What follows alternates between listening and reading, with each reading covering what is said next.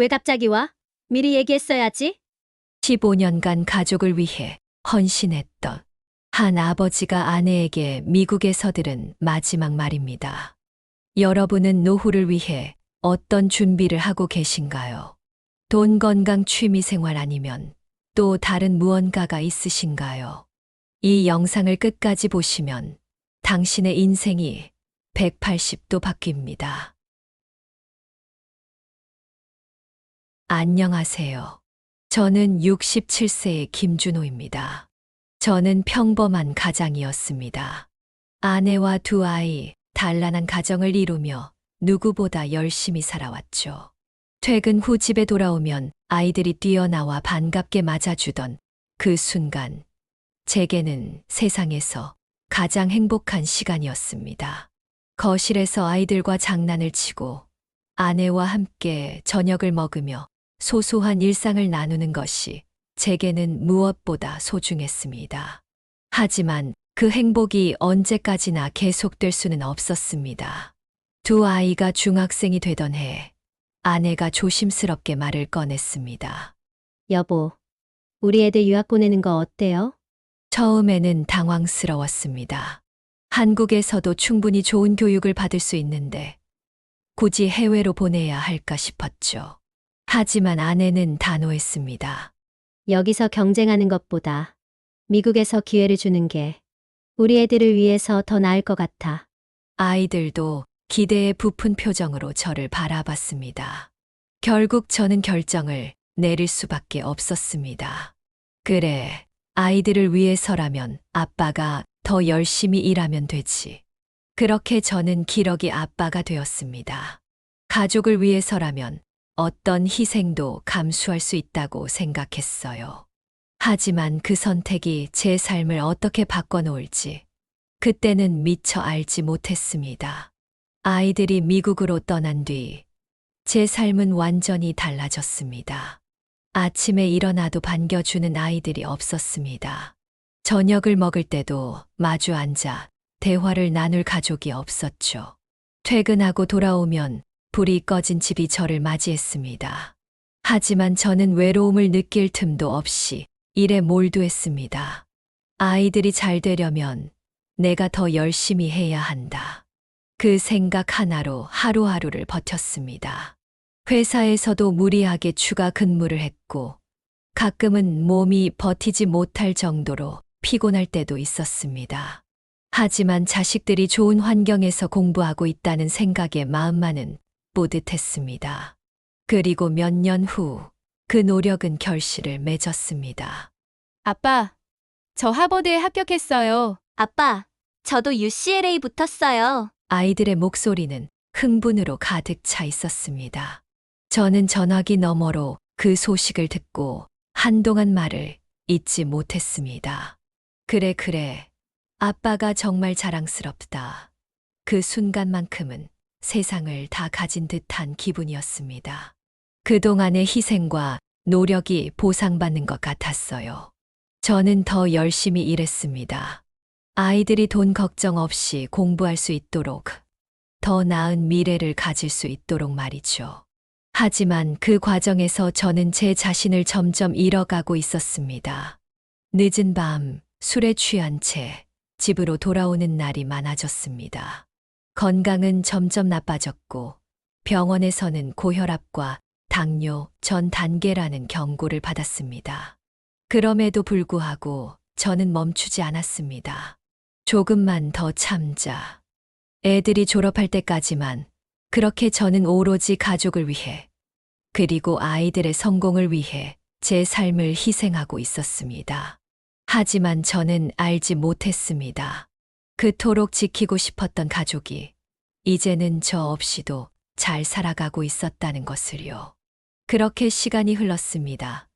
그럴수록 점점 경제적 부담은 커져만 갔죠. 처음에는 한 달에 500만 원 정도 보내면 될 줄 알았어요. 그 당시 500만 원이면 꽤 큰 돈이죠. 하지만 현실은 달랐습니다. 주거비, 식비 같은 생활비는 기본이고 학비, 의료비 이것저것 하다 보니 한 달에 800만 원 보내줘도 모자랄 때가 있었죠. 제 통장은 매달 바닥이 보였습니다. 그래도 부족한지 아내는 항상 돈 얘기뿐이었죠. 아이들이 명문대에 입학하고 아내는 미국에서 그들을 뒷바라지하며 생활했습니다. 저는 한국에서 혼자 돈을 벌며 모든 걸 지원했죠. 처음엔 자주 연락이 왔습니다. 아빠, 잘 지내요? 아빠, 오늘 학교에서 이런 일이 있었어요. 아이들의 목소리를 들을 때마다 힘이 났습니다. 하지만 시간이 흐를수록 통화는 점점 짧아졌고 어느 순간부터는 연락이 오지 않는 날이 많아졌습니다. 제가 먼저 연락하면 바쁘다며 전화를 빨리 끊기 일쑤였습니다. 아빠, 지금 친구들이랑 있어서 나중에 연락할게요. 아빠, 수업 준비해야 해서 이만. 그렇게 하나둘씩 거리가 멀어졌습니다. 아내도 마찬가지였습니다. 처음엔 생활비에 대한 감사를 표했지만 어느 순간부터는 요구하는 금액이 점점 많아졌습니다. 애들 활동비가 더 필요해. 집이 좁아서 힘들어. 조금 더 넓은 곳으로 이사하면 좋겠어. 당신도 애들을 위해서라면 이 정도는 감수해야지. 그 말을 들을 때마다 가슴이 답답했지만 저는 아무 말도 하지 않았습니다. 가족이 행복하다면 이 정도 희생은 당연하다고 생각했으니까요. 하지만 그 희생이 당연한 것이 되어버렸다는 걸 깨닫는 데는 오랜 시간이 걸리지 않았습니다. 몇 년 뒤 저는 드디어 아이들이 졸업하는 날을 맞아 미국으로 향했습니다. 아빠가 간다는 말에 아이들도 아내도 별다른 반응을 보이지 않았습니다. 하지만 저는 상관없었습니다. 오랜만에 가족을 만나면 다시 예전처럼 돌아갈 거라고 믿었으니까요. 그런데 공항에 도착했을 때 아무도 저를 마중 나오지 않았습니다. 집으로 가는 택시 안에서 저는 몇 번이고 전화를 걸었지만 아이들도 아내도 받지 않았습니다. 결국 저는 혼자 짐을 끌고 아내가 있는 집으로 향했습니다. 집 앞에서 초인종을 눌렀습니다. 잠시 후 문이 열렸고 아내가 나왔습니다. 그런데 그녀의 얼굴엔 반가움이 전혀 없었습니다. 당신 벌써 왔어? 그래, 나왔어. 그런데 애들은 어디 있어? 학교 갔지. 오늘 약속 있어서 바쁠 거야. 아내는 무덤덤하게 말하며 문을 열어줬습니다. 저는 짐을 들고 안으로 들어섰지만 어딘가 낯선 분위기가 느껴졌습니다. 집안 곳곳엔 제가 보낸 돈으로 마련한 고급 가구와 인테리어가 가득했지만 제 자리라고 느껴지는 공간은 단 한 군데도 없었습니다. 그리고 그날 밤 저는 우연히 아내의 전화를 엿듣게 되었습니다. 참, 왜 갑자기 왔대? 여기서 오래 있다 가는 건 아니겠지. 그 순간 머릿속이 하얘졌습니다. 제가 가족을 위해 평생을 바쳤는데 이제는 그 가족이 저를 짐처럼 여기고 있었습니다. 그제야 깨달았습니다. 이제 나는 이곳에서 더 이상 필요 없는 존재가 되어버렸다는 것을. 아내는 처음부터 계산적이었던 것 같습니다. 아이들 유학을 제안할 때도 진정 교육을 위해서라기보다 자신이 미국에서 편하게 살기 위한 계획이었던 것 같습니다. 한국에 남겨진 저를 생각하는 마음은 전혀 없었습니다. 시간이 지날수록 아내의 요구는 더욱 과도해졌습니다. 이번 달엔 돈이 더 필요해. 애들 과외비랑 내 쇼핑비까지. 이 동네 한국인들 다 좋은 차 타는데 나만 이런 차 타니까 창피해. 당신이 우리 가족을 생각한다면 더 보내줘야지. 뭐가 그렇게 아까워? 미국에 도착했을 때 아내는 적대적이기까지 했습니다. 공항에서 마중은커녕 집에 도착했을 때도 짜증 섞인 목소리로 물었습니다. 왜 갑자기 와? 미리 얘기했어야지. 난 내 계획이 있었다고.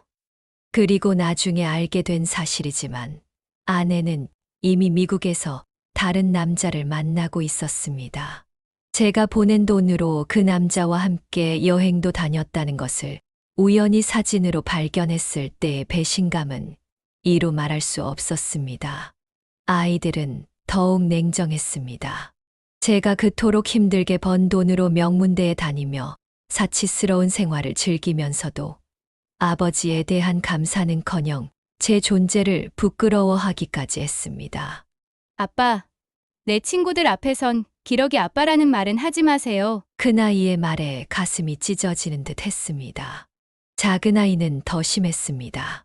제가 어렵게 시간을 내서 학교 행사에 참석했을 때 그 아이는 절 보고도 모른 척 지나쳐 버렸습니다. 나중에 물었더니 친구들이 있는 데서 아빠가 영어도 못하고 옷차림도 좀 그래서 창피했어요. 라고 말했습니다. 졸업식 날 저는 온 마음을 다해 축하해 주려 했지만 아이들은 졸업 파티에 절 초대하지 않았습니다. 아빠, 그 파티는 학생들만 가는 거예요. 라며 거짓말을 했죠.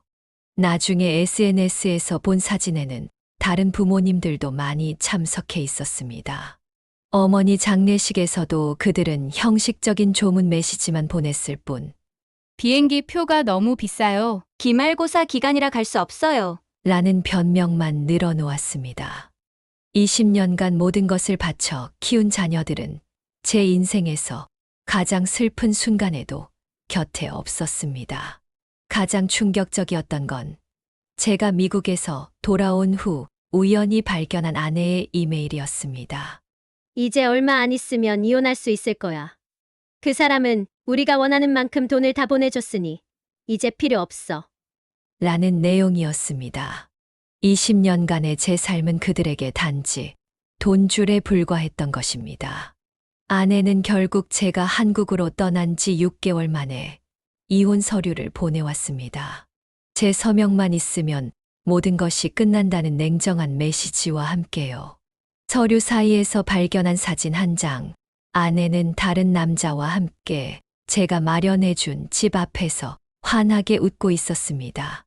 20년의 결혼 생활이 이렇게 끝나는구나 싶어 마음이 무너졌지만 이제는 이런 배신에도 눈물이 나지 않았습니다. 자식들은 이혼 후에도 딱 한 번씩만 연락해 왔습니다. 큰아이는 취업을 했다며 자랑하듯 전화했지만 대화 끝에 아빠, 첫 월급으로 좋은 차를 사고 싶은데 조금만 보태주실 수 있어요? 라고 물었습니다. 작은 아이는 대학원 등록금이 필요하다며 연락했죠.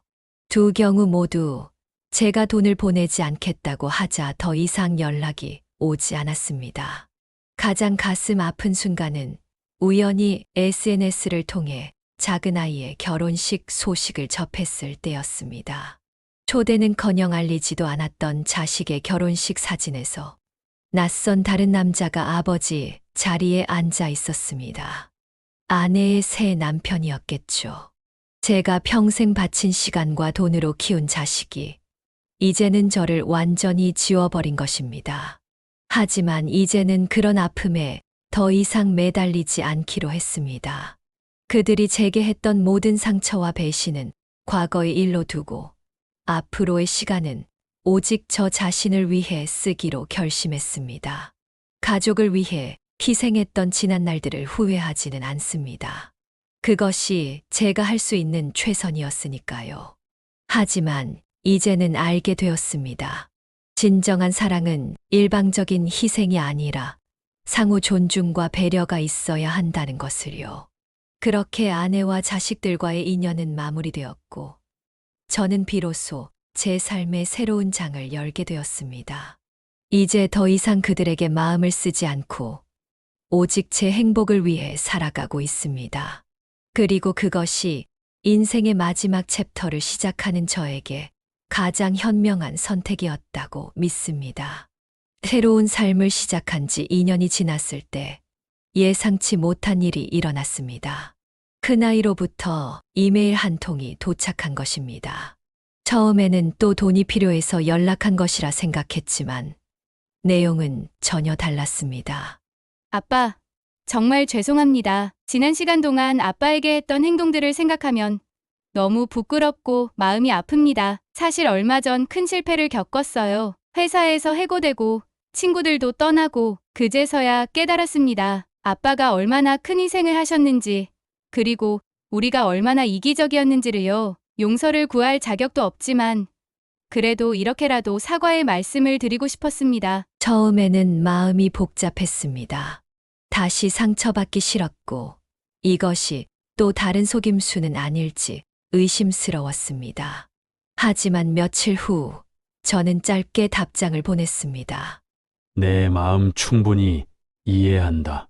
아빠도 미안하구나. 너희를 더 제대로 된 가치관으로 키우지 못해서.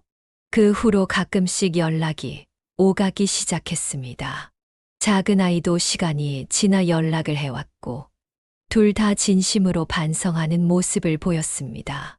아내에 대해서는 더 이상 묻지 않았습니다. 그녀의 삶은 이제 제 관심사가 아니었으니까요. 자식들과의 관계는 천천히 그러나 확실히 회복되어 갔습니다. 하지만 이번에는 달랐습니다. 더 이상 일방적인 희생이나 금전적 지원은 없었고 서로를 독립된 인격체로 존중하는 관계가 되었습니다. 가끔 아이들이 한국을 방문할 때면 함께 시간을 보내기도 했지만 저희 중심은 여전히 제 자신의 행복이었습니다. 저는 작은 공방을 여러 지역 학생들에게 도예를 가르치기 시작했습니다. 제 작품들은 지역 전시회에서 인정받았고 나이 들어 새로운 길을 찾은 제 이야기가 지역 신문에 실리기도 했습니다. 건강 관리에도 더욱 신경 썼습니다. 매일 아침 산책은 이제 제 일과의 시작이 되었고 마을 어르신들과 함께하는 태극권 모임에도 참여했습니다. 식습관도 개선해 직접 기른 채소로 건강한 식사를 챙겼고 덕분에 혈압과 당뇨 수치도 정상으로 돌아왔습니다. 가장 행복한 변화는 사람들과의 관계였습니다. 도예 교실을 통해 만난 학생들, 마을 축구 모임의 친구들, 그리고 같은 아픔을 겪은 다른 기러기 아빠들과의 교류는 제 삶의 큰 기쁨이 되었습니다. 특히 같은 상황에 있는 사람들과 경험을 나누며 서로를 위로하고 격려하는 시간은 무엇과도 바꿀 수 없는 소중한 순간이었습니다. 어느덧 70세가 된 지금, 저는 과거의 아픔을 뒤로하고 평온한 일상을 살아가고 있습니다. 물론 가끔은 다르게 살았더라면 하는 생각이 들기도 합니다. 하지만 그런 후회보다는 지금 이 순간 제가 진정으로 원하는 삶을 살고 있다는 사실에 더 큰 감사함을 느낍니다. 노후에 가장 중요한 것은 아내나 자식이 아닙니다. 노후에 가장 중요한 것은 자신만의 시간을 갖고 자신을 위한 투자를 하는 것입니다. 제가 말하는 노후 준비의 3가지 핵심은 이렇습니다. 첫 번째는 자기 자신을 위한 시간과 투자입니다. 노후에 가장 중요한 것은 자신만의 시간을 갖고 자신을 위한 투자를 하는 것입니다. 평생 다른 사람을 위해 살았다면 이제는 자신이 좋아하는 취미나 배우고 싶었던 것들을 경험할 시간입니다. 제가 도예를 시작한 것처럼 자신이 진정으로 즐길 수 있는 활동을 찾아 몰입하는 것이 중요합니다. 이는 단순한 시간 보내기가 아니라 자아 실현과 행복감을 가져다 주는데 중요합니다. 두 번째는 건강 관리입니다. 노후의 삶의 질은 건강에 크게 좌우됩니다. 규칙적인 운동, 균형 잡힌 식사, 충분한 수면, 정기적인 건강 검진이 필수적입니다. 특히 예방적 건강 관리에 집중하는 것이 중요합니다. 제가 매일 아침 산책을 하고 건강한 음식을 먹기 시작한 것은 매우 현명한 선택이었습니다. 신체적 건강뿐만 아니라 정신적 건강도 중요하므로 스트레스 관리법을 익히고 명상과 같은 심리적 안정을 가져다 주는 활동을 일상에 포함시키는 것이 좋습니다. 세 번째는 진정한 인간관계입니다. 가족이 아니더라도 자신을 진심으로 아끼고 존중해 주는 사람들과의 관계를 가지는 게 중요합니다. 같은 취미를 가진 사람들, 이웃, 오랜 친구들과의 유대감은 노년기 외로움을 예방하고 정서적 안정을 가져다 줍니다. 저는 인생의 늦은 시기에 이 사실을 깨달았지만 여러분은 저처럼 후회하지 마세요. 그리고 꼭 기억하세요. 우리의 인생에서 가장 소중한 사람은 바로 자기 자신이라는 거요. 댓글로 여러분의 소중한 이야기를 나눠주세요. 여러분, 인생은 언제나 새로운 시작이 가능합니다. 지금 어떤 상황에 있든 자신을 위한 용기를 내시길 바랍니다. 그것이 진정한 행복으로 가는 첫걸음일 테니까요.